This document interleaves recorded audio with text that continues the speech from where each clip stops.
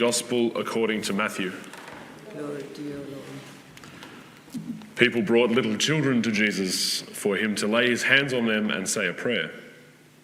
The disciples turned them away, but Jesus said, "Let the little children alone, and do not stop them from coming to me.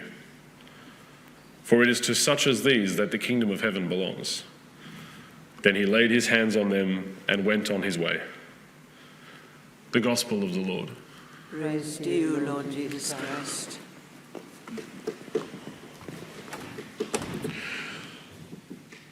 Many of us are familiar with Maximilian's story of his martyrdom, that he was captured by the Nazis having invaded Poland, and that he was in Auschwitz serving as a prisoner there. And there was a number of men who had been chosen to be put to death because another prisoner had escaped. And one man pleaded for his life because he had a family, he had a wife and children that he didn't want to leave behind if he was to die.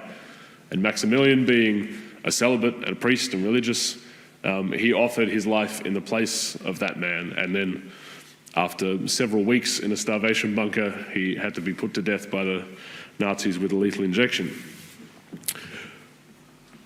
But what's less known about Maximilian's life, you may know this or you may not, is that his martyrdom wasn't just one act of heroism at that moment of his life, but really it began throughout many courageous deeds of self-giving love all throughout his life.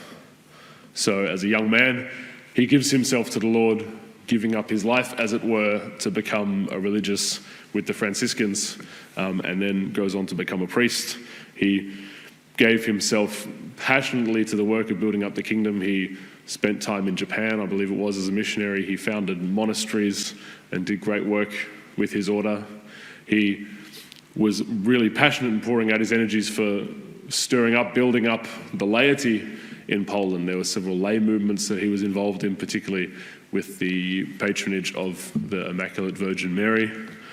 And when troubles did start to come to Poland, he was both vocal. He had a lot of media ministry, publishings, and that he would write spiritual works and write about the social issues going on at the time as well. And he would put his neck out there, as it were, to stand up for the people and not caring for the danger that he put himself in. He also would try and defend people who were being persecuted as the Nazis had come in. And it's because he was doing such things that he then gets arrested and finds himself in Auschwitz to be able to give his life for that man who was going to be put to death. But we can see that martyrdom is not only one heroic decision that somebody makes at the point of death.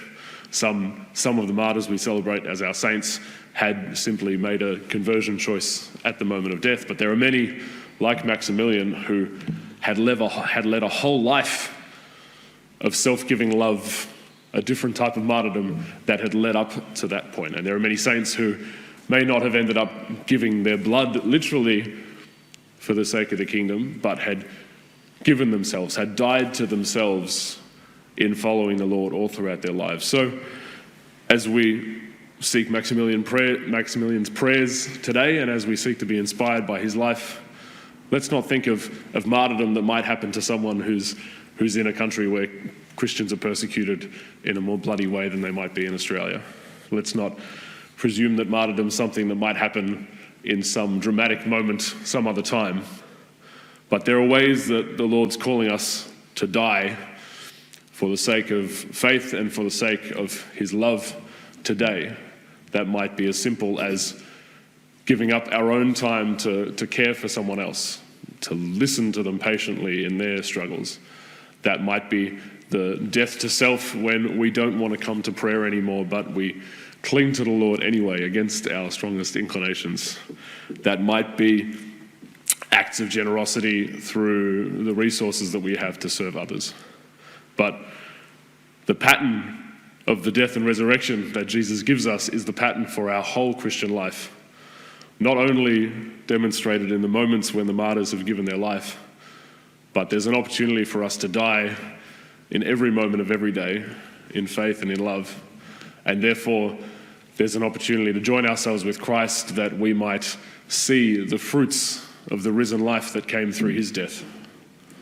So let's turn our hearts each day more and more towards the Lord so that we can join in his death more and more as Maximilian did so completely.